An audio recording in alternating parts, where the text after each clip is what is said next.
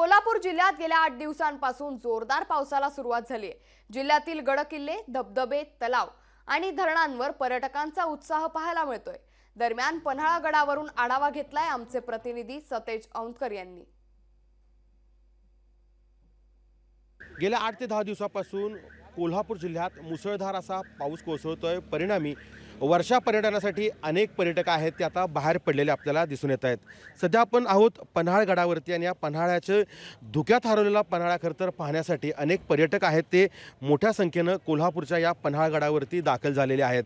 कुठून आले दादा आपण? दादा मी चिखलीवरून आलो, कागल चिखली या ठिकाणी वर्षा पर्यटनासाठी आम्ही मित्र परिवार या ठिकाणी दाखल झालेलो आहे।